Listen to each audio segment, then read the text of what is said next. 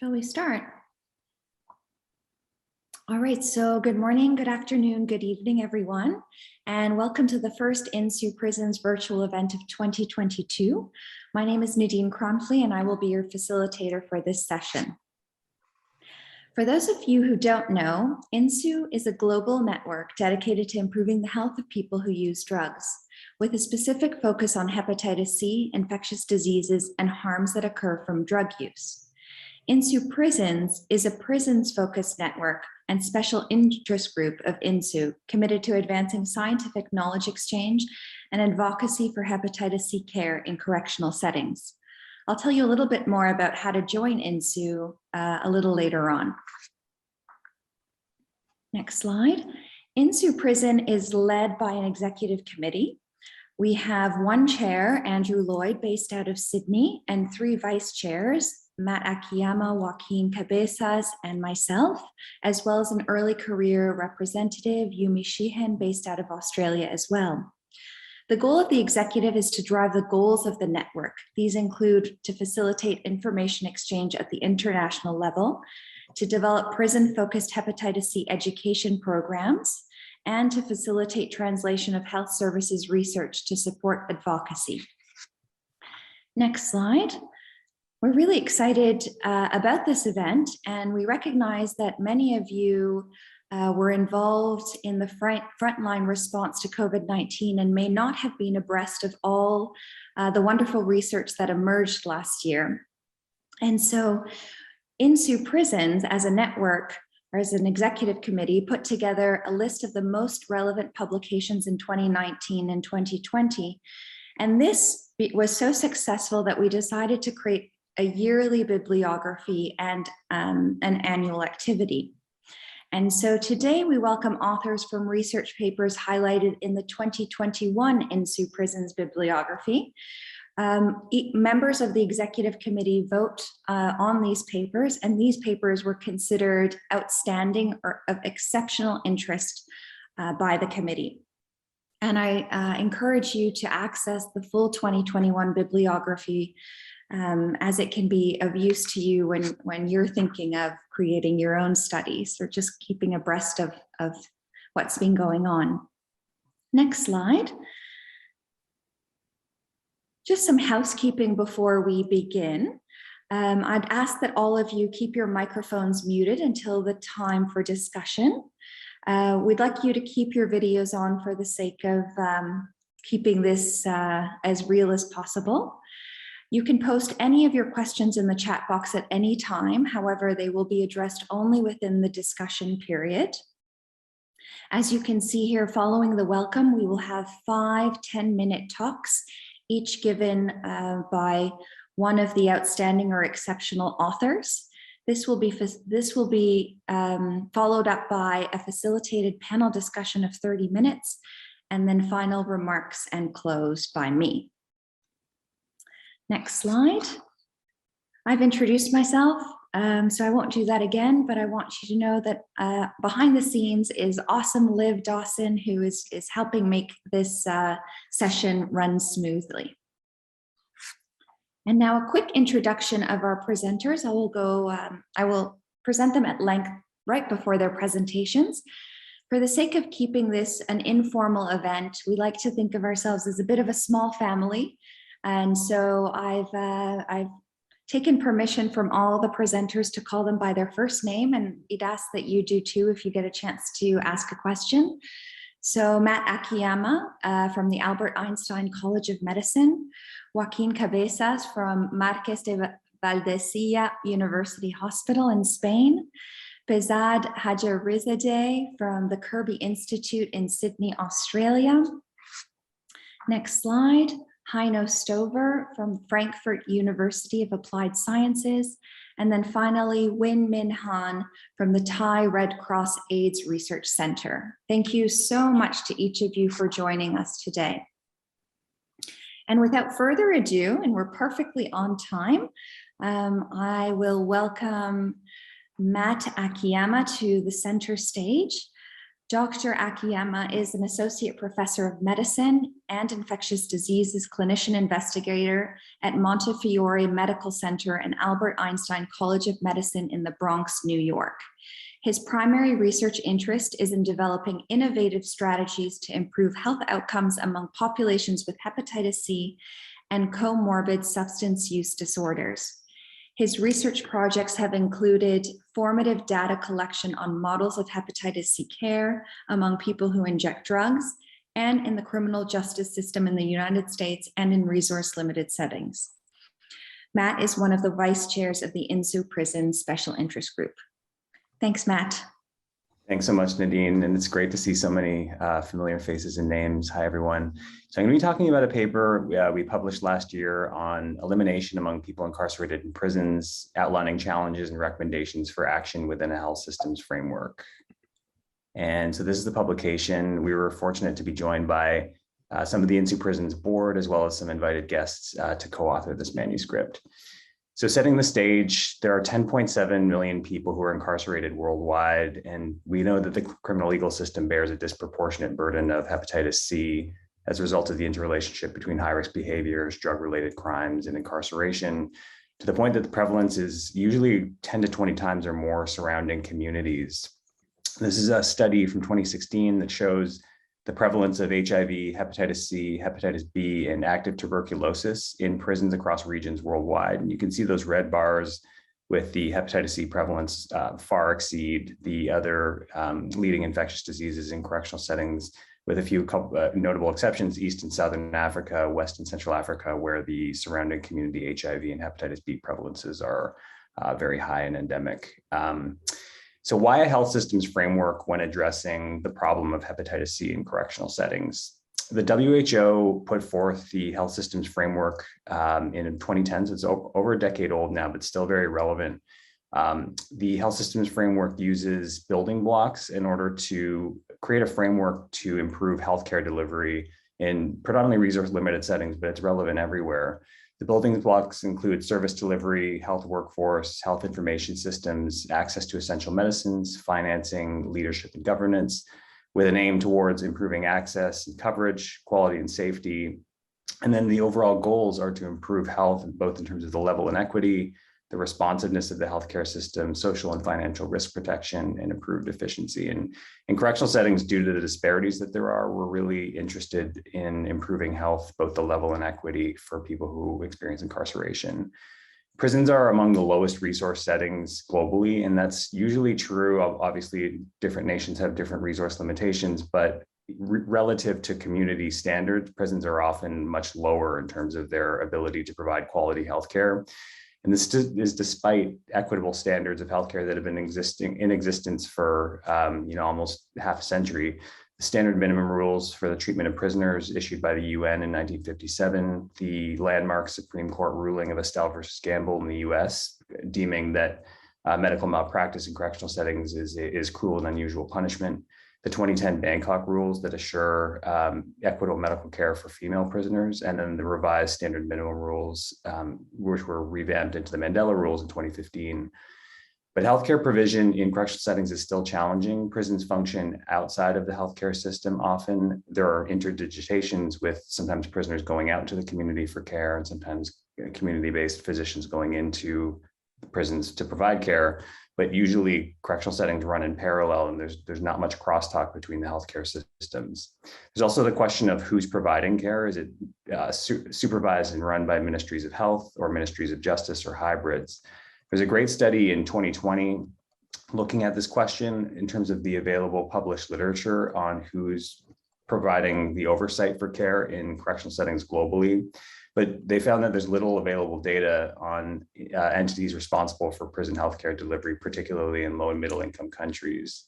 And zooming out to a larger look at this table, you can see that ministries of health, in terms of their supervision, really form a minority, which is unfortunate because ministries of health can often facilitate care continuity between prisons and the community. One of the reasons for this is that being responsible for the health of individuals after release often provides a structural incentive to invest in prison healthcare. If prison healthcare improves, then the transition to community healthcare improves. When ministries of other than healthcare, often ministries of justice or departments of corrections provide care, there's often a difference in organizational culture between corrections and healthcare. And correctional healthcare providers may experience competing loyalties if there are instances like use of force. If you're under correctional health, you may not have the motivation to disclose properly and provide adequate care for people who are incarcerated.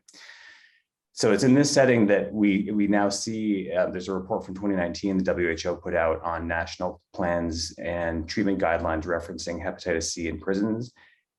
This may have changed in the last couple of years, but all in all, the dark gold shows the countries that have national plans or treatment guidelines referencing hep C.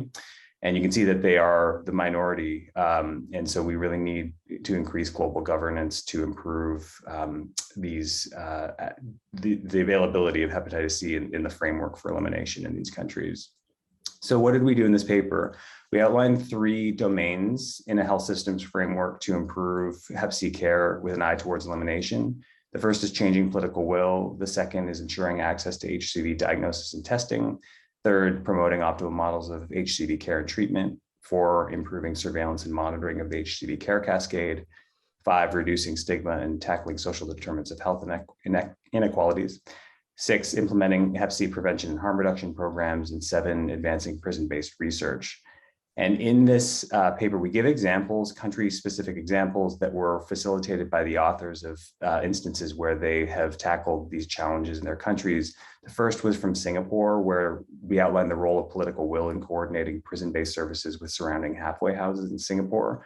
This led to better testing, linkage to care, and treatment uptake in Singapore as they strive towards their elimination efforts. For access to diagnosis and testing, we outlined 2 examples. The first is from the UK, which was an innovative model of point of care HCV RNA testing, which contracts that step in the care cascade and improves time to treatment. We'll be hearing from Joaquin today on the Spanish initiatives for test and treat. We outlined the strategy of reflex testing and in-reach with telemedicine to provide specialist care. For promoting optimal models of treatment and care, we use New Mexico's prison peer education project. New Mexico has been a pioneer in scaling up peer education projects, which are gaining an evidence base for improving outcomes.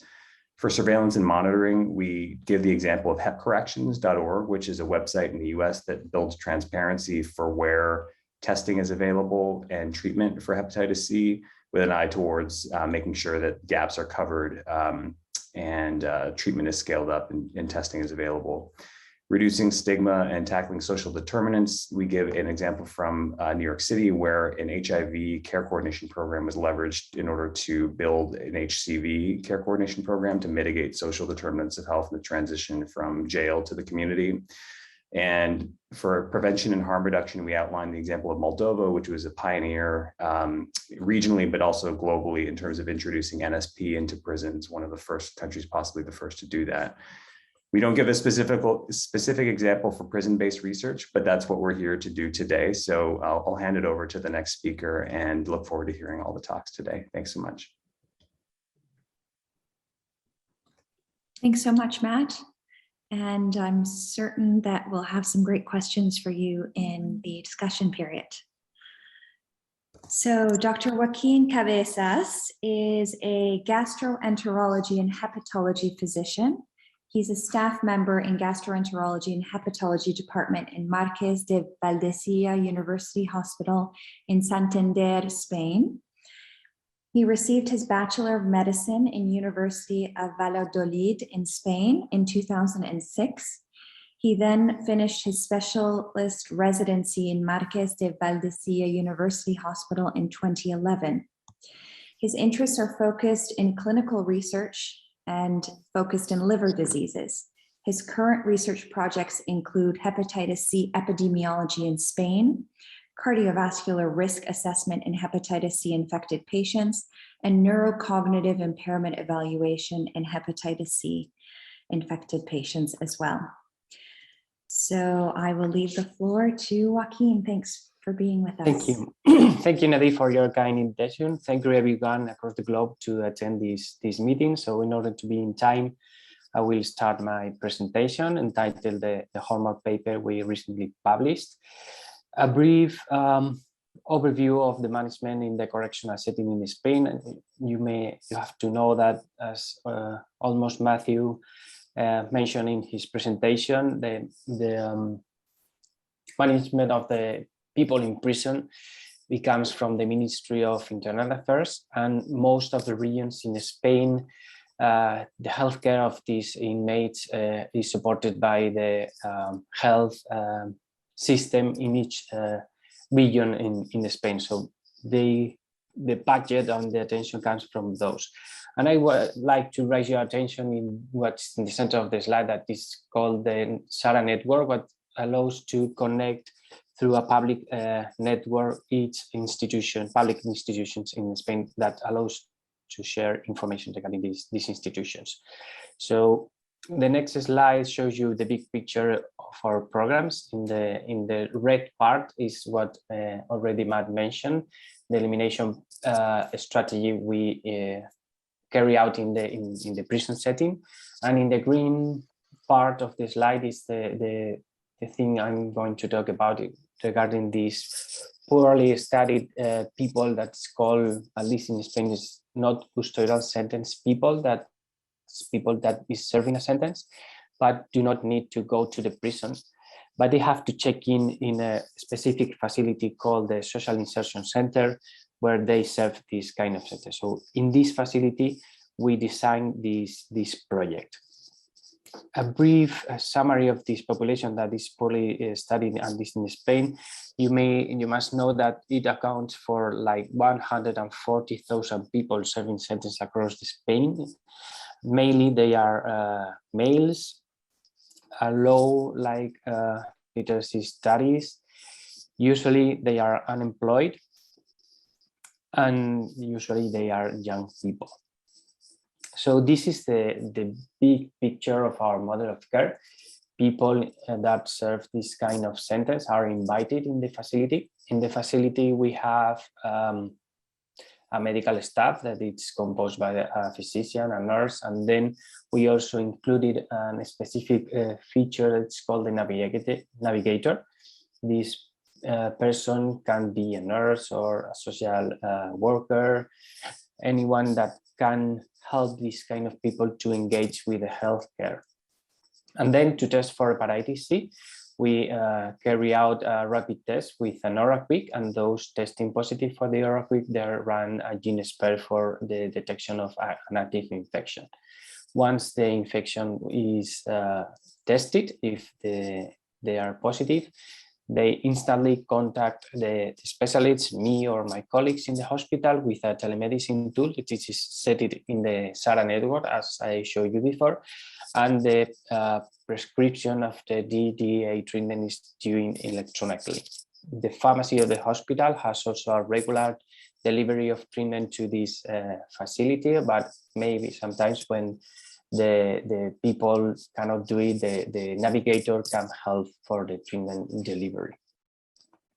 Another feature of our program to engage people is that in Spain, the law allows us to reduce the sentence if these people is compliant and adherent to our health programs. And also the thing that helps a lot, as we show you what are the main features of this population, is the thing that's called steady bridge, that allows people to be attentive for their medical mental status. This slide summarizes the global picture of our findings. Most of the people were male, as I told you before, young people. Their level of education mainly are like primary studies. Mostly were unemployed, as I already said, almost one of two were unemployed. The consumption of drugs are globally detailed in the slide. Most of people infected with hepatitis C have already been in prison. These kind of programs are intended to prevent people to go inside the prison to reduce the stigma. So sometimes these do not work, and some of those have been in prison. And 20% of these patients, as you can see, were intravenous drug users. Another important thing is like 80% of these patients, there are few numbers, but 80% of the patients have severe or suspected severe mental disorder. So engaging these patients with the mental evaluation helps to attend correctly in a holistic manner these patients. Facilitating the screening in this way, rather than sending them to the hospital or another primary care facility, helped us to screen almost all the patients. Like, as you can see, 92% of these patients were screened. Then we found an 8% of seroprevalence with an RNA positive patient, about 3%, which is like 10 times what we found in the general population.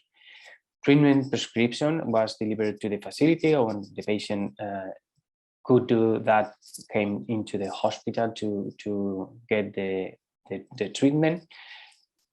15% of these patients needed the assistance of the navigator, maybe to attend the pharmacy or came into the hospital for the ultrasound performance. As you can see in this slide, almost 30% of the patients have advanced liver disease, so they are in need of a hepatocellular carcinoma screen. At least if we keep these patients in the program, they will get the drug and they will get the SBR rate. So it's important to make things easy for the kind of population to get the success in the program. So just to summarize and to be in time, as I show you in this presentation, people serving non-custodial centers is a challenging population with a high prevalence of hepatitis C infection. It's important to attend this kind of people in an holistic way because they have comorbidities and other addiction of diseases. And just to catch up with them, we need to implement rapid test diagnosis at the place where this kind of population is attending. And in order to help people to get the specialist telemedicine, and a navigator can successfully keep this kind of people in the health system. So I think I'm done. Thank you for your attention, and let's keep on at the webinar. Thank you. Thanks so much, Joaquin. You've given us a lot of food for thought, so we look forward to asking you some questions at the end of all the presentations. We'll move on to presentation number 3. Dr. Rizad Haji Rizadeh is an associate professor and a clinical epidemiologist in the Kirby Institute, University of New South Wales. His main area of expertise is viral hepatitis, with more than 15 years experience as a clinician and then researcher in the field of liver diseases. His research interests include epidemiology and natural history of hepatitis C infection, including hepatitis C reinfection, and hepatitis C management and barriers to care in prison settings and among people who inject drugs. We can't wait to hear about the STOP-C study. Take it away. Thank you very much, Nadine. And thank you for this opportunity to present the results of our study. I'm going to present on STOP-C, which is evaluating the hepatitis C treatment as prevention in the prison. The paper has been published in the Lancet Gastroenterology, if you would like to read the full text. STOP-C study was led by Andrew Lloyd and Greg Brewer, the senior authors of the paper. This was a partnership project funded by the Australian National Health and Medical Research Council and Gilead Science. There were multiple partner organizations involved, as you can see in this slide. I have to acknowledge the protocol steering committee, Marianne Byrne, the study coordinator, and also all of the research nurses who were in charge of the day-to-day operation of the study. I have no disclosure. Just a very quick background. Treatment as prevention, the concept is actually defined by incorporation of treatment as a tool for limitation of spread of an infection in a particular setting. This concept was initially introduced in the context of HIV, but after that, some mathematical modeling demonstrated the potential of HCV treatment as prevention, but we still need a kind of empirical data to confirm the modeling estimates in the real world setting. And based on this background, actually, we conducted a sub-C study to evaluate the impact of a DAA treatment scale-up on HCV incidence in Australian prisons. And the hypothesis was that the rapid treatment scale-up would reduce the reservoir of the virus initially, which can lead to reducing HCV transmission and consequently decreasing the incidence of HCV. We had 4 prison sites, 2 maximum security prisons, both were male prisons, and 2 medium security prisons, 1 male and 1 female prisons. All 4 prisons were located in New South Wales, Australia. All prison inmates over the age of 18, they were eligible for inclusion, regardless of their HCV status, risk behaviors, injecting drug use behavior, etc. At enrollment, the participants, they were tested for HCV, based on which we had 3 groups of participants: HCV RNA positive people, who were people with HCV infection, and those with HCV RNA negative, either antibody positive or antibody negative, who did not have active infection, and they were exposed to actually HCV infection as primary infection or reinfection. People with HCV referred for treatment, and 2 other groups who were at risk of HCV, they were tested every 3 to 6 months to identify the incidence cases in these participants. In the initial phase of this study, which was from 2014 to about mid-2017, we called it pre-treatment scale-up phase. Treatment was provided through the prison health service as a kind of a standard of care. In the second phase, which was from mid-2017 up to end of 2019, that was a kind of treatment scale-up phase, and treatment was provided through a sub-C, which was 12 weeks sofosbuvir velpatasvir. That's a kind of a participant flow. I have to zoom in. There were about 3,700 participants enrolled. 719 of them, or 19%, they were HCV RNA positive at enrollment. As you can see here, 303 patients, they didn't have any follow-up visit. The majority was due to release from the prison or transferring to another prison. Of the people who had at least 1 follow-up visit, who were eligible actually for the HCV treatment, 340 of them, about 70%, they initiated treatment. You can see that the majority of them, the large majority, they were through the sub-C. In the negative group, in the HCV RNA negative group, we have about 1,600 participants with a total follow-up of about 1,800 person-years of follow-up, among which we had 106 patients with incident infection. Just looking at the basic characteristics of the people enrolled, as expected, 82% of them, they were men. Median age was 33 years. 27%, they were Australian Indigenous people. More than half of participants, 55%, they had a history of injecting either outside of prison or inside. 22% of our participants, they had recent injecting drug use, defined as injecting in the previous month in the prison. And in this group, 91% of them, they reported sharing injecting equipment in the prison. Then we actually had a very high-risk group of patients, the people who injected in the prison, they were very high risk in terms of the HCV transmission. This figure shows the trend in HCV incidence.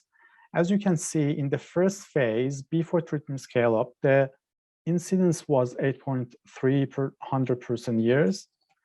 After treatment scale up in the second phase, you can see that the incidence was almost halved, decreased to 4.6 per 100 years.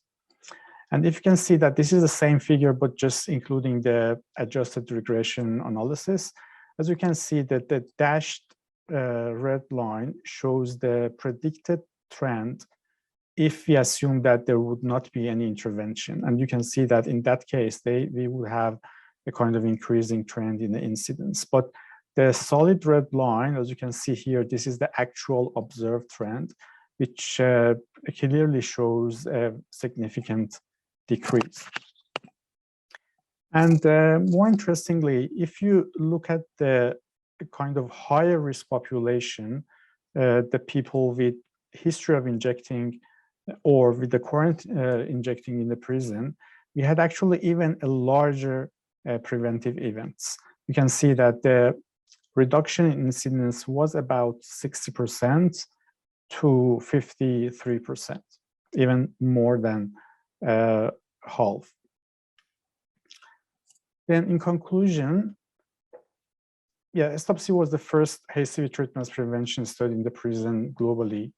And the study showed that the HCV treatment as prevention is possible and treatment scale-up is effective in terms of reducing the HCV incidence. In our study, the incidence was almost halved after the treatment scale-up. And also, we showed that the magnitude of the impact was even larger in the participants who are the actual target population in HCV epidemic control, who were the people who reported injecting drugs in the prison.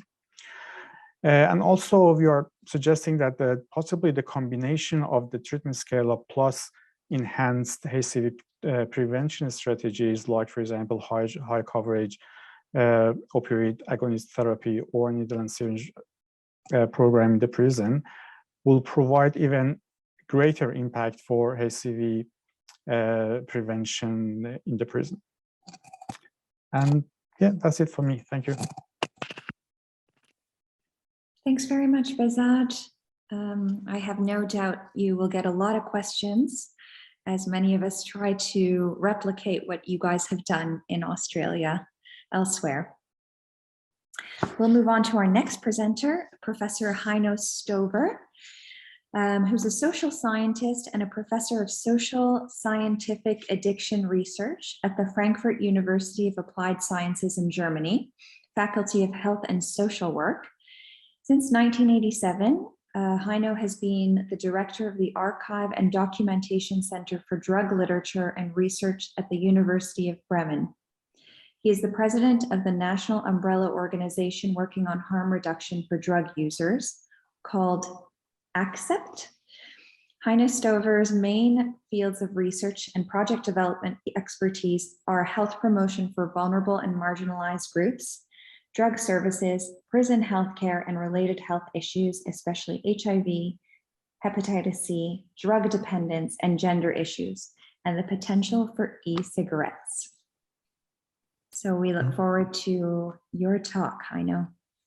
Okay, many thanks, Nadine. So next slide, please.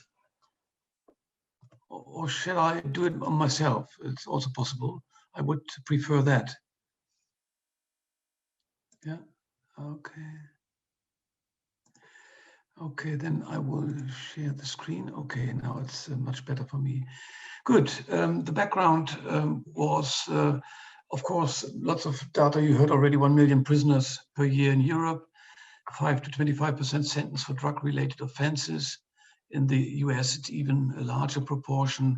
In Europe, we've got 1 out of 6 prisoners problem drug users, and 10 to 42% report regular drug use in prison. 1 to 15% have injected drugs while in prison, and the most alarming figures are the last ones.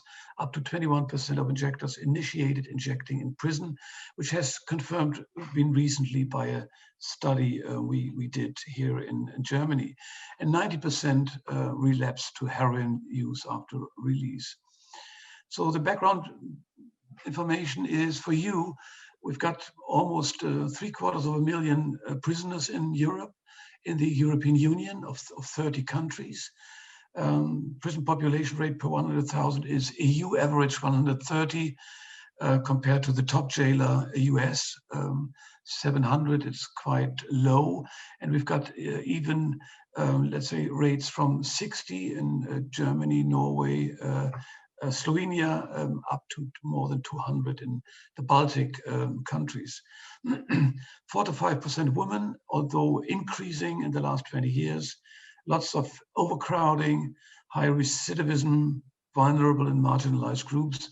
This has been said by the previous speakers, especially by Matt. What is of utmost importance for us in our work, in our, let's say, academic work, but also in our practical work, is the comprehensive package of the UN, ODC, UNN, UNDP, WHO, and so on. A package of 15 key interventions with which we work a lot, insofar that we can argue to the prison administrations that all of these are backed up with a lot of evidence-based literature, and especially the lines in red here are of utmost importance when it comes to HIV and hepatitis C prevention. The methods of our study which has been published in the Harm Reduction Journal is we did analyze European data from the EMCDA, the European Monitoring Center, and we did our own project and data analysis throughout the European Union, 30 countries. 30 always means 28 at that time with Great Britain plus Norway and Turkey. The results, there's a huge variation in the proportion of prisoners sentenced for drug offenses. In 2016, that was the last year we had some data from. You can see here, larging from more than 40% down to 2 or 3% in Hungary. That's a very important slide for our argumentation. The proportion of people who inject drugs reporting prison history. My country, Germany, is on top. 80% report having been in prison on the average 4 times, on the average 4.5 years. And it can be done differently, like in Portugal, with other drug laws, where the proportion of people who inject drugs reporting prison history is almost a quarter of the number in Germany, namely 20%. When we asked the prevalence of injecting drug use, we got together all the data prior to imprisonment. Injecting, again, we saw that a substantial part of the prison population was former injectors. In Lithuania, almost 50%, and down to France, 2 or 3%. And the prevalences of drug use during imprisonment also is quite variable, from Germany more than 23% down to Hungary and Spain to a very low percentage. Then we asked to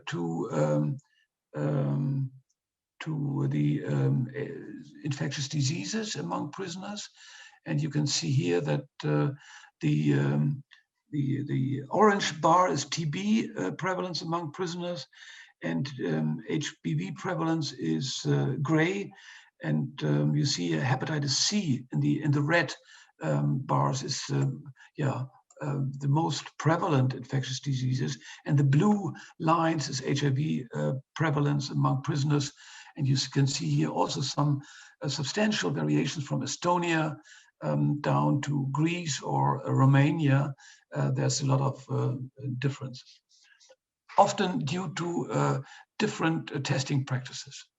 When it comes to HIV, hepatitis B and C prevalence among drug users, only looking at that group, at the injectors in prisons, tested in between 2007 and 16, we see that here Sweden has reported the highest prevalence among drug users with more than 90%, but also Luxembourg, Spain, Scotland, France, everywhere hepatitis C prevalence is quite outstanding.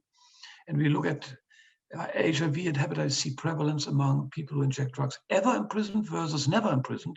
We clearly see here an overrepresentation of infectious disease data for people with prison history. So here you see the gray line here, everywhere stronger, in each country stronger than for those people without any prison experience. The same is true for HIV, where we have here the red lines, but the blue ones represent those ever been to prison before. So the coverage coming to harm reduction offers, and that was one of our main tasks, to look if we and how we are prepared to tackle the challenges of infectious diseases. And of course, opioid substitution treatment is one of the main answers and responses to that. We see here that also here in the European Union, it is quite widespread. You see here, my country, we have a coverage rate in prison between 25 and 50%. And underrepresentation, I can tell you, in Liberty, it is more than 50% of coverage rate. The same we have here for Portugal, but there are some countries where OST has never been provided. The same is true for, let's say, number of inmates in OST. We see here the champions, England and France, 25,000, 15,000 prisoners receive OST in prison, where the number in Germany is quite low, 1,700. Meanwhile, it increased substantially due to lots of activities, up to 6,000 in the last year. But these are data from 2016, which we took as a comparable year. And here we have the prevalence of heroin use before imprisonment among prisoners and the percentage of prisoners being on OST in the country. So you see here a lot variations again, so that in the country it is being offered to a huge extent, but it drops down significantly when it comes to prison. And we had a very famous case in Germany on the Human Rights Court of Human Rights in Strasbourg in France, where Germany has been sanctioned not delivering OST in time to prison who are opioid dependent and had been in prisons, had been in OST before. Last slide on harm reduction is the needle and syringe programs in prison.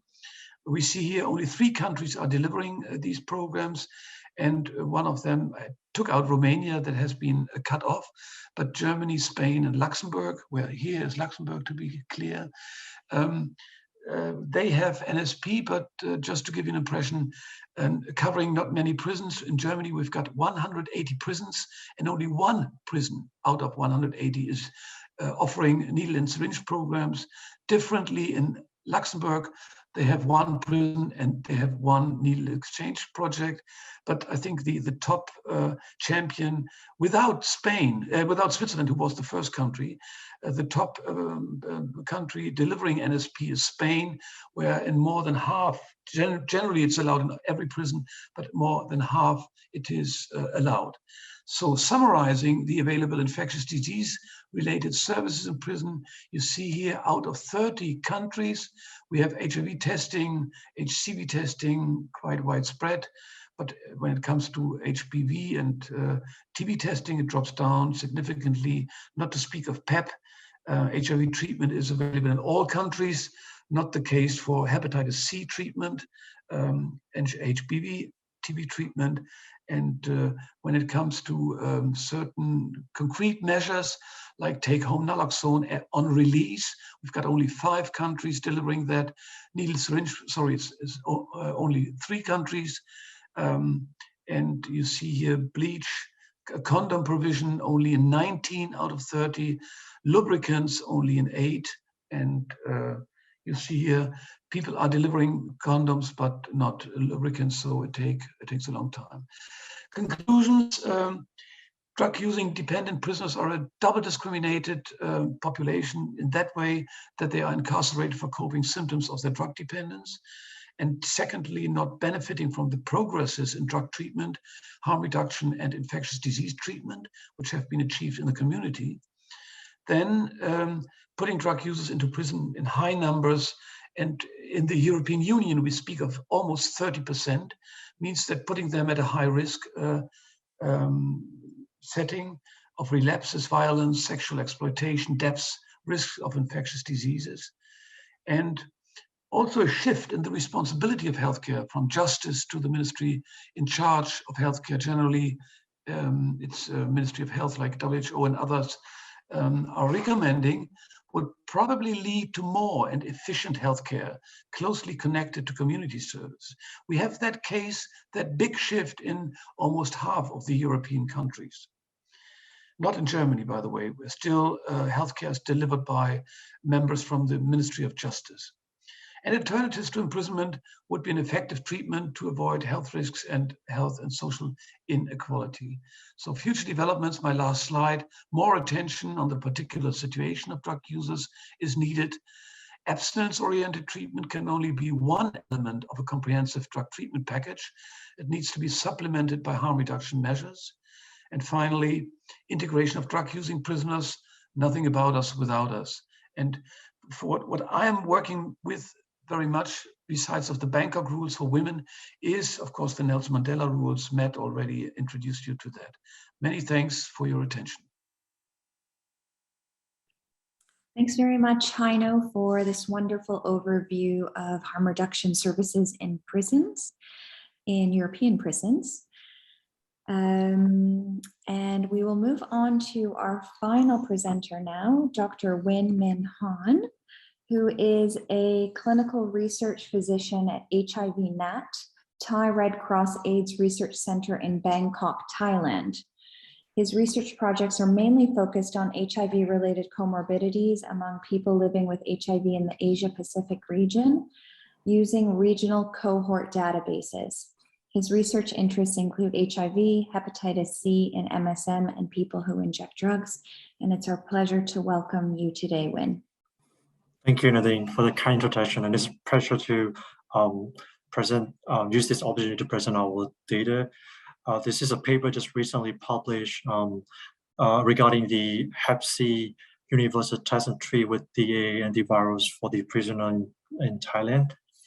So injecting drug use remains the continued risk for HCV transmission in Thailand. You know, one of the most crowded prisons in the world exists in Thailand. So in prison, the long duration of sentences could expose the prisoner for infection acquisition and also transmission risks. And Hep C test and treat approaches with the value of DAA in prison combined with the post-release linkage to community services have been shown by many studies, or including the modeling study that will facilitate the micro-elimination of Hep C among the population. But very little data available for the prevalence of infectious diseases, including Hep C and other infections in Thailand, and also the drug DAA treatment outcomes in the prison population in Thailand and also in the Asia-Pacific region are very limited. A majority of data coming from high-income settings, I guess a few from the Taiwan and in other countries, which reported very high sustained virology response as we are with the DAA treatment, but none of them exist in Thailand in the past.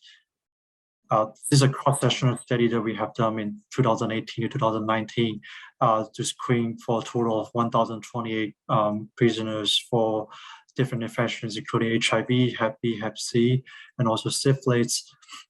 You can see the Hep C prevalence was 6%, compared with a lot of places very much lower. Most of the reasons could be for this population, 2,000 individuals were invited, but only 1,000 have agreed to participate in the study. Among them, 4% have the HCV RNA positive, and the older age, low education level, previous incarceration history, and also the injecting drug use were associated with Hep C infection. And in addition, the current HCV treatment guidelines still not recommend for the universal treatment. So the new Thai guidelines still recommends treating of Hep C for people who injure drugs and people living with HIV, regardless of fibrosis state, moving from the previous guideline, which recommended only treatment for certain liver fibrosis stage. But still, this is not universal, and many populations, such as prison populations, are left out for the Hep C treatment. And in many settings in the country, Hep C treatment was only provided by GI and infectious disease doctors. So with that background, a pilot study was developed to evaluate the Hep C burden and also the treatment outcomes using the test and treat approach led by the prison healthcare workers. So our objective was to evaluate the effectiveness of the Hep C universal test and treat approach with SVR rates at 12 weeks after completing of the course of DAA treatment. So from the Central May prison, among two setters, the prisoner for two setters was invited for the screening of infections that were mentioned in the previous slides, and also the TB infections, including latent TB screening and treatment that was published at the in the journal very recently from our group from the duration of March 2018 to September 2019. Among 2,000 prisoners from the two setters that were invited, only 1,028 agreed to participate from the infection screenings, which was done by the prison healthcare workers. Individuals with the positive Hep C RNA were then linked to the prison healthcare center for Solvel 400 and 100 milligram under the prison standard of care, regardless of their behaviors, genotypes, fibrosis stage, or duration of sentences. And counseling were also provided for the infection transmission rates, regardless of their infection status. And then DA were provided for those who are ACV RNA positive using the right observed therapy by the prison healthcare workers and physicians who are now specialized in hepatology or infectious diseases. But the training was also provided for the prison healthcare workers regarding the Hep C treatment and care, including drug interaction and management. Telemedicine or consultation was routinely conducted between the physicians and the specialists among the prisons, and if necessary, there will be calls made to the specialists for HCV treatment management. And for individual HIV co-infection, antiretroviral therapy was also adjusted for preventing of potential drug-drug interactions. So here's our results. Out of 1,028 male prisoners from the two prison setters, 6% have positive HCV antibody, and then out of 71% have the detectable RNA, which end up about 4% having HCV RNA out of 1,028 male prisoners. So a total of 68 received the DA treatment. Among the 25 were referred from other prison setters, not included in the screening from this current cross-sectional study. Those 25 cases were historical from other prison setters. A median age was 44 years old. 72% of the HCV co-infected individuals were people who injure drugs, and then median pre-ERT was 56, and then 7.5% have an APRI score of more than 1.5, and 25% were HIV co-infected and 6% were HPV co-infected. The median prison sentence was incredibly long, 25 years, and for the individuals included in the study, the time of in the prison was about 6 years. And this genotype distribution, a majority was genotype 1A and 3A, which is consistent with the general population in Thailand. And the people who injure drug and then people who do not injure drug having the same pattern of the genotype distribution. So out of 68 individuals who completed the DAAs, 67 have the SVR data, but sorry for that, 47 out of 68 completed DAAs, but the SVR data was not available for prisoners because they were released from the prison, but they have completed a 12-week treatment course. And one prisoner transferred to a psychiatric hospital without completing the treatment. So 63 individuals were included in the protocol analysis, and then 2 didn't achieve the SVR, and we end up having a 97% SVR rate for the protocol analysis. And for intentional treatment analysis, which included those without the SVR data, we have 91% SVR rate. There were no serious adverse events or laboratory anomalies were reported. This is just some more details about the treatment outcomes with the genotype distribution. And the similar SVR rates were observed between the different HIV status. And there's significant decrease in the liver enzymes and also the fibrosis score. So in summary, in the prison that led by the healthcare workers, the study have shown that the DA was effective, and then 97% have achieved an SVR rate and saved. The universal screening approach with the linkage to the prison healthcare center for the DA treatment is highly feasible for other prisons in the country and also in a similar settings. So the current program is still ongoing at the Central Prison, and then nearly 200 individuals have received the DAA, and we're still waiting for more data to come in. Compared to the many developed countries, Thai ACV treatment guidelines are lacking, so expansion and inclusion of more populations are needed. And further work need to be done, such as point of care testing, and ACV registry program, which included the Thai national IDs, and then can identify the reinfection risk after linkage to the post-relief community services. And also harm reduction services are not available in the prisons that we have done the study here. With that, I'd like to thank all the participants and staff members from Konkan Central Hospital, and also special thanks to the Department of Disease Control and also Thai Red Cross AIDS Research Center for their support in this study. Thank you. Incredible work, Wynn. And INHSU Prisons is trying to expand our reach and representation in low and middle income countries. So it's a real pleasure to have you join us here today. I think we are now at the end of our presentations, and we will move towards our discussion period. We have a range of expertise sitting before all of us here today. So I encourage all our participants to take advantage, and no question is a dumb question. And so is there any burning questions from anyone in the audience before right now, or otherwise I will get started? Okay. We will wait until more questions pop up. Am I missing anything in the chat? Not just yet. Okay. All right. Actually, there is a question from Andrew Lloyd to Wynn.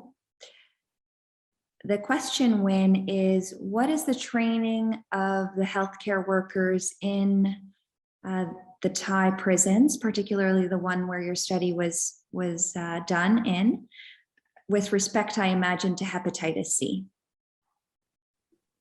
Yes, thank you, Andrew, for the question. So, initially, the healthcare workers and also the physicians sitting in the prison, they're not confident in terms of treating Hep C treatment, because previously Hep C treatment was using the interferon-based regimen, and then they have little knowledge about the DAA. So some training session was given to healthcare workers, including the physician and nurses, so that to let them know the DAA are pretty effective and also safe. So yeah, that kind of training were mostly focused on the DAA treatment. Thank you. Excellent. All right, I'll start with a question for Matt.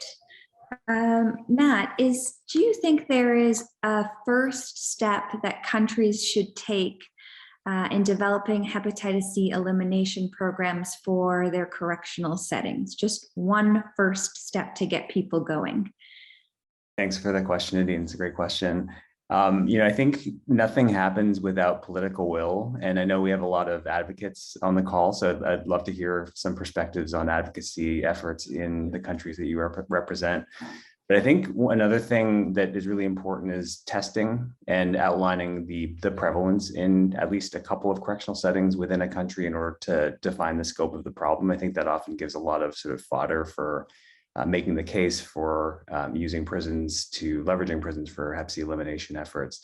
And then with testing, obviously comes the need for treatment, and treatment we've seen reduces stigma. Often when testing programs are implemented, if there's no treatment available, there are high levels of stigma, high levels of fear. So having treatment follow testing soon afterwards, and getting buy-in from political leaders to scale up is what I would say.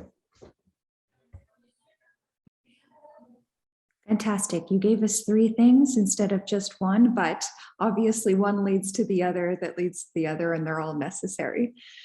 If anyone on the call has any experience being an advocate and starting from the ground up to help Hep C elimination efforts in their country, would be definitely welcome to hearing those. In the meantime, oh yes, go ahead. Yeah, I think one thing that I should push also when you want to eliminate hepatitis C in the prison setting is also what helped a lot in Spain was the development guidelines from the scientific societies that helped to push the government to meet with us and then do a national recommendation just coming from the government. So sometimes while you contact your stakeholder, maybe at the scientific level, develop guidelines and some recommendations will help them to go upper in the scale to give a global recommendation, also get the funding for treatment and for screening. Absolutely. Evidence certainly drives policy.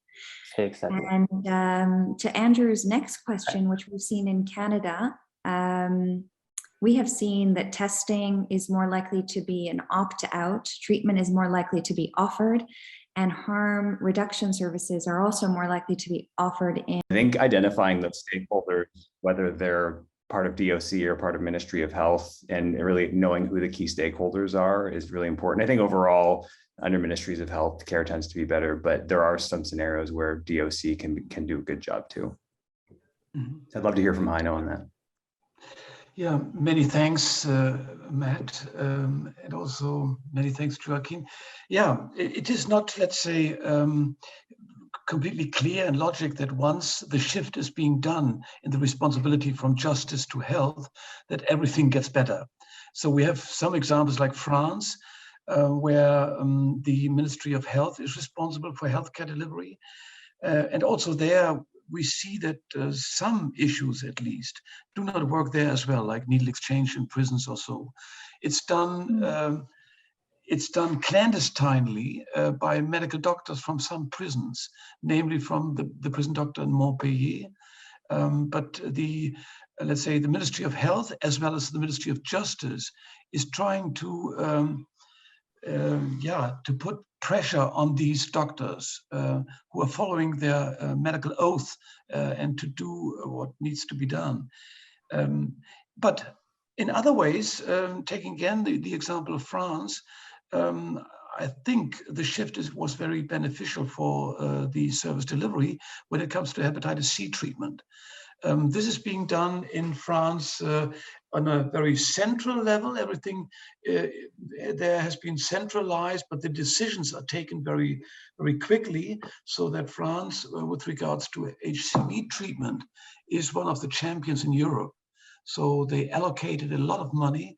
They bought a lot of medications to a very good price. And that's the good thing of centralization, by the way, and to negotiate with the pharmaceutical firms. And so far, I would say it is still beneficial to make the shift because of many other reasons, but particularly for hepatitis C, we've got good examples. However, not everything will be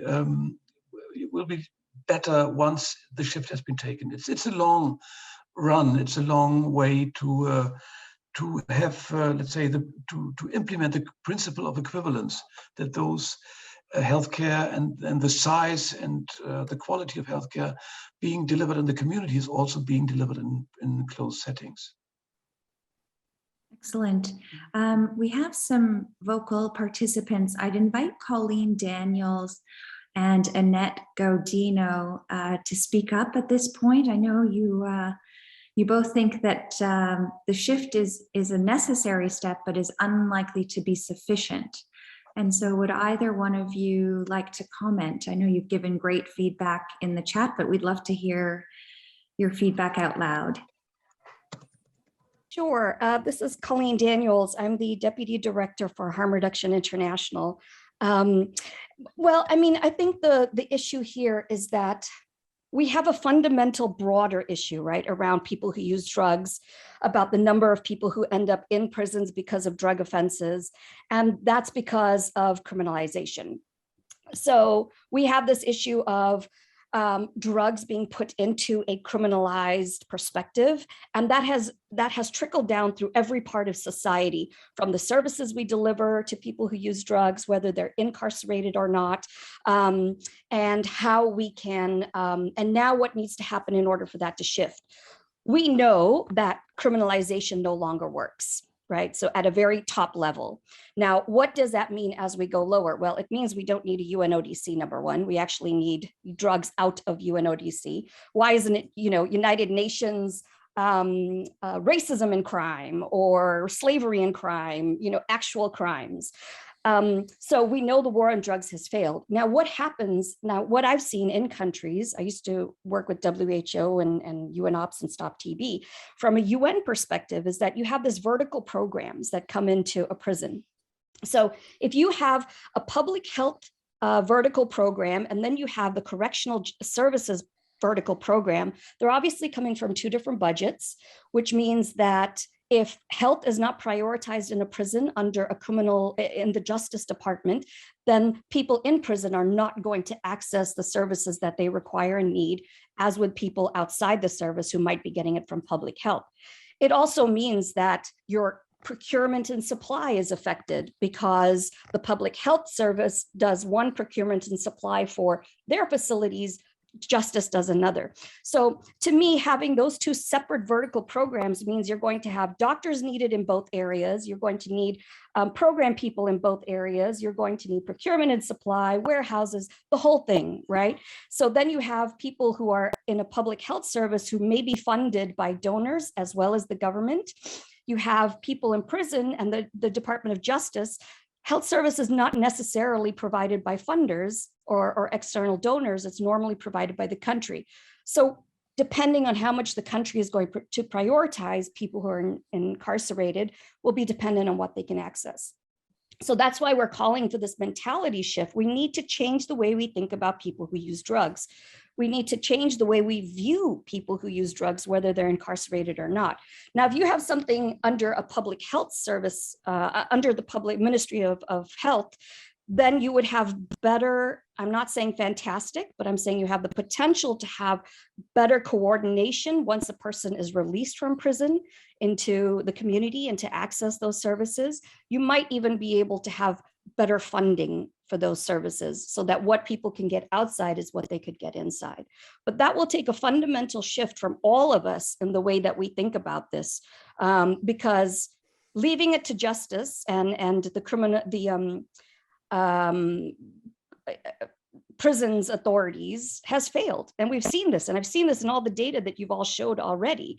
It's been so small. I mean, we're talking about 6%. That kind of stuff. This is not good in 2022 when we have an enormous hepatitis problem. How can we think 6% is okay? It's not. So I'm just saying that we need to push even ourselves when we're doing this research to actually push it into the Ministry of Health and bring them along on board so that this journey shifts with all of them. And I won't even go into law enforcement because that might take a while, and I'm sure you're all sick of hearing from me now. So thank you, Nadine. Thanks so much, Colleen. Annette, did you want to add anything? Thank you, Colleen. That was brilliant as always. I agree with everything you said, but I also just want to highlight, and I was thinking about this at the beginning of the webinar, that when we're talking about shifting mentality, we need to begin with our own language and the way we frame things. So for example, I think we should never ever speak of stigma without talking about discrimination and oppression. Those are not two separate things. They're not two separate contexts. One serves the other, one reinforces the other. And I think it's important to make concrete something like stigma, because it can seem like something that's floating in the air when it's actually a tool, right, used to oppress and discriminate along the lines that Colleen is discussing. I also think that as researchers and scientists and advocates, we need to start engaging with really seriously the movements to not just decriminalize drugs, but also abolish prisons, and to think really, really deeply about the kind of world that we want to live in and how we want to treat each other. And so as we move in these sort of very policy spaces and in political spaces to achieve both like short-term, medium-term, and long-term goals, I think it's important to have a vision. So I would just encourage everybody to engage with the thinkers who are really elaborating and discussing a world that we can live in without prisons, and to think broadly and deeply about this stuff, and try to think about creative ways to bring that into your language. So, you know, the authority that you bring as researchers and scientists and clinicians, you know, when you start to pick up that language, I think it has a very, very, very powerful effect. So, thanks, Nadine. Thanks so much. Thanks so much, Annette. Certainly, that's the first time I've heard anyone advocate for the abolishment of prisons. So I'll go home and reflect on that a bit more. I'm not sure how I completely feel about it. But we are movers and thinkers and pushers here. So I appreciate all the comments that everyone's brought forth. I'm going to go back to the chat and ask a question to Heino. An interesting one, given the current global situation. Do we know anything about prevalence among migrants in the prisons of Europe? And do migrants have access to treatment in prisons where they are available to other European citizens? Very topical question.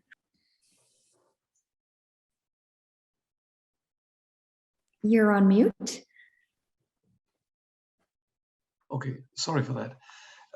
For almost all European people living in prisons, we have the fact that they are, when they enter the prison gate, they are kicked out of their health insurances, and the prison justice administration is taking over the responsibility for healthcare and is paying for that.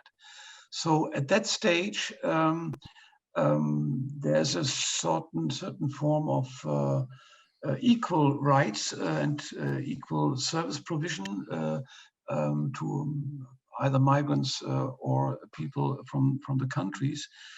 However, I just answered the question of Jonas, is that the HCV treatment rate is dramatically low. And among them, we see that migrants are in the same share. I would say, when I look at Germany, I do have the most data for Germany. It's the same share than Germans. Just to give you an impression, in North Rhine-Westphalia, which is the population highest, or the state with the highest population in Germany, some 16 million, we have almost 16,000 prisoners, some 6,000 people, opiate users, and we have some 2,000 to 3,000 people with HCV infection. And in a year, they treat 80 people. So you can imagine, you get an impression of what's going on generally. And I think there's no difference, at least no large difference between people, non-Germans or migrants and Germans. But the rate itself is so embarrassing that we do a lot of advocacy to increase this number. Mm. Thanks, Heino. I have a question for Behzad. You spoke a lot. You didn't touch upon this in your presentation, but as someone who's read your paper and a fan of this work, I noticed that while the incidence of hepatitis C did statistically decrease over time, the incidence of reinfection was not statistically significant despite massive expansion of treatment as prevention. My first question is, why do you think that is? And the second one is, you showed us very well that this study required a massive team, many partners. I can only imagine how much funding was invested. I cannot believe you had the foresight to even think that DAAs were coming in 2013 when this was designed. But for individuals, countries, stakeholders like ourselves who would be interested in replicating, what type of monstrous efforts are required to do something similar? So 2 questions, if you can please. Sure. About reinfection, reinfection is a little bit tricky because usually when you need to frequently test the participants to be able to just detect their infection properly, particularly because several of the infections, they will clear shortly after the infection.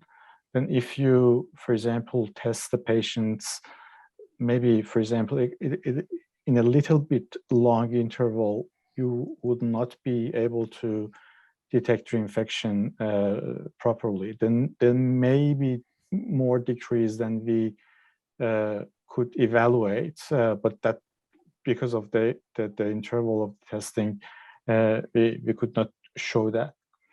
But definitely there are more research needed to answer that question properly. In the second question about the logistic and challenges, I think probably the first point was something that Matt also pointed out. Political will is very important. We had a very strong support from both Justice Health and Correction to do this study. The other important point that I think is very important to know is that, you know, the healthcare services in the prison is always under pressure by their kind of business as usual, given the just load of the health issues in the prison, the mental health issues, drug use, infectious disease, various infectious diseases, ACV is one of them. Then if you want to do anything which kind of increase the load of the work on the system, that would be overkill, and that it may be rejected very quickly. Then in Sub-C, we had the dedicated nurses who tested the patients, just provided treatment, completely independent of the prison health system. And maybe that's even more interesting to say that even regardless of the health system, the more pressure or more workload on the prison staff would also be highly rejected. And when we decided to employ a dedicated prison staff for the study to just get in charge of the transferring prisoners from the wing to the clinic and the other way around, that tool also was a big help, because this was a kind of service which did not add any kind of load to the business as usual of the prison system. Andrew may just provide more input. Yeah, no, I couldn't agree more with dedicated personnel. It really does offload some of the competing priorities that they already do have. Just for the sake of time, I'm going to move on to Joaquin. I think we have a short 5 minutes left. I'm interested, Joaquin, I noticed that among those who were invited and those who were screened, there's a 93% participation rate, which is astronomically high for many prison studies.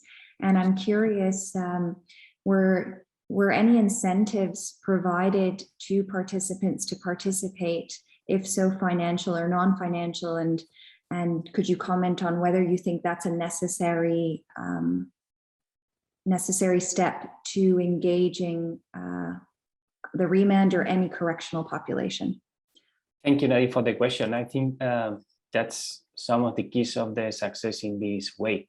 One I mentioned in the presentation is the reduction in the sentence. If the people agree to engage with this health program, the sentence can be accomplished only for attending the screening and then the treatment and everything of this stuff. And then, as you mentioned, while we are testing these patients, it takes like an hour or two. These people, while waiting there in the facility, they are offered a lunch pack, maybe a bus ticket. The navigator also educate on these issues regarding bloodborne viruses, or also the psychiatric evaluation is also done by the navigator, and then explain the program to be attended directly by the psychiatrist. So, and then close to this facility, there is also a hostel, because some of those, and this data is not presented, that may be homeless or something like that. The hostel is close to this facility, so they can be sent there. So I think the incentives are like that. Money is not the time, but I think there are some pilot studies giving some money for these tests that would make some sense for these guys that need money. And that's a key questions to the success of PICE, right? I think regarding the correctional setting, fortunately in Spain, the work of working, as you also has published, is an opt-out manner of screening this kind of people in order not to lose the screening opportunity. And this is like very integrated in our way of working. That's why we get these top high screening rates. Thanks, Joaquin. And I believe Federico would like to ask you a question. Go ahead, Federico. Yeah, thank you very much. And thank you, all of you. And thank you, Joaquin, for your talk. My question is regarding the decentralization of diagnostics. You in your experience, have done the diagnostics straight away in the facility of the internal social center. We are going to run a project very, very similar to your project, and we haven't thought about this. And I would like to hear from you how important this is, because in our case, these people are going to be there for a long time. They have to attend the center for, let's say, 2 to 3 months. So we were planning to draw a blood sample, bring it to a lab, test it here, and then come back to them when they visit the center again with the results. So I'd like to hear from you, which are the benefits and the drawbacks of these two strategies, please. Thank you, Federico, for your question. I think on the benefit of performing the rapid test is that you can treat the same day the patient. And then, as you mentioned, if you get a regular blood sample, you need a nurse or something specific. The OraQuick or the GeneSpert, you do not necessarily need a health staff. Can be done by maybe the navigator, who could be a psychiatrist or a social worker, because it's capillary blood. On the other hand, the benefit of regular blood is that you can carry out for co-infection test, HIV, hepatitis B, syphilis, whatever that blood provides for you a global evaluation, which would make all the sense. And also, the other way of working, decentralizing the diagnosis, is maybe using the dried blood spots. That also allows you to get this sample with no health specific people there, and then test for also co-infections. And that's a very good point. This kind of people must attend for several times, so you may not need an instant treatment, and you can delay the results and then start the treatment in another day. That would make a lot of sense. But you have to keep in mind that sometimes these sentences are very short, and sometimes they do not have to attend for several times. They have to, maybe some sentence could be like, go for a program of traffic education, or just attend for like violence against women program to reintegrate this patient. And sometimes they just go there for a check-in and then go out just to to serve this kind of program. That's the way of thinking of testing and treating the same day. Let's see how it works. I think your initiative is quite good. Thank you. Thank you, Federico. All right, we'll take one final question to Wynn. Both you, Wynn, and Joaquin mentioned the importance of telemedicine or teleconsultation in your model of care to engage people. I'm curious, Wynn, do you see this as a tool going forward, or do you see this as something short-term while education and training of healthcare workers is implemented at large, or do you see this as a long-term partnership with specialists? Thank you, May I Nadine. answer? Yeah, go ahead. Yeah. Thank you, Nadine. So I think this can be a very effective long-term tool, but I think the infrastructure, it's very important. So it's some of the prisons, they don't even have the proper internet assets for the physicians and also for the nurses. So using the telemedicine will be a challenging issue. But with the COVID and also a lot of restrictions that have been recently encountered, I think for telemedicine, it can be a potential long-term tool for providing a lot of benefits for the prison healthcare workers. Yeah, but the infrastructure is really important.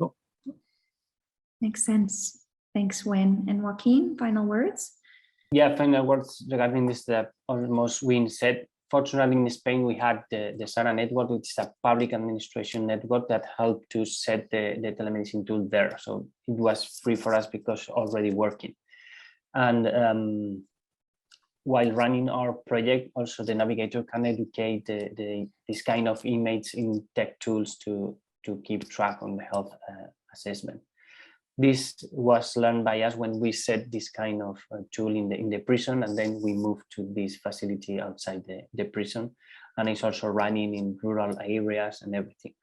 So I think usually sometimes we have the tools, but we don't know them. I didn't realize that this kind of network was running in Spain, and it's a long time since it was used by the other public administration, and the healthcare.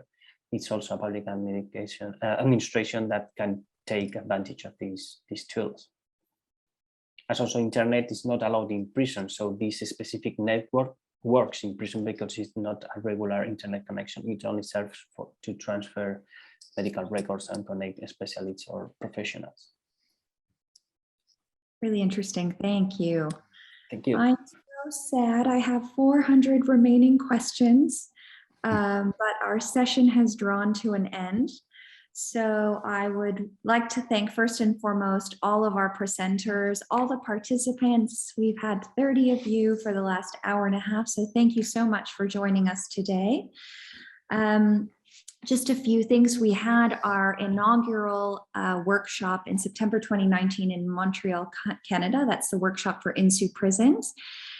We've done some exciting work. We participated in INHSU Africa 2020 regional conference in Cape Town. We've done some advocacy through signing on support to legal briefs, which often come to us for signing. And we've led in the preparation of the manuscript that Matt presented, and one that we hope will be accepted shortly, looking at hepatitis C care in low, middle, and income countries. As I mentioned, our reach is trying to grow across the globe. So what is next for us? Well, INHSU Prisons, the INHSU Conference 2022 will be held in Glasgow. And we will have our annual workshop, hopefully the day before, still to be decided, but we invite all of you here today to attend. And we are always working on some very interesting projects, so please keep your eye open. We've also, in the last week, invited 2 additional members to our executive committee, one from a low and middle income country, and 1 person with lived experience of hepatitis C. And we felt that those were gaps in our knowledge and in the executive committee. So we're very excited to welcome 2 new members in the very near future. Next slide. So how can you get involved? You can join our mailing list or you can become a member. All of these options are available on the INHSU website. And the benefits of becoming a member, that you're part of our network. As you can see, we're very passionate, vocal. You receive priority VIP invitations to annual workshops. It's an opportunity for you to get involved in our initiatives and our projects and provide us with input into any of our work plans. We also just simply have the mailing list for those of you who don't want to become members, and you'll get all of our similar INHSU bibliography, et cetera, et cetera. So with that, I'd like to thank you all once again, and your feedback is valuable to us. So please scan the QR code and let us know what we've done well and where we can improve, because that's what we're always striving to do. And finally, just one more thanks to Matt, Joaquin, Rizad, Heino, and Wynn. And Joaquin, did I say your name? If I didn't, Joaquin again? Yes, good, okay. To all 5 of you, thank you very, very, very, very much. And to Liv, for your hosting and organizational skills. We could not have had this session without you. Thanks, guys, and hope to see you at the next one.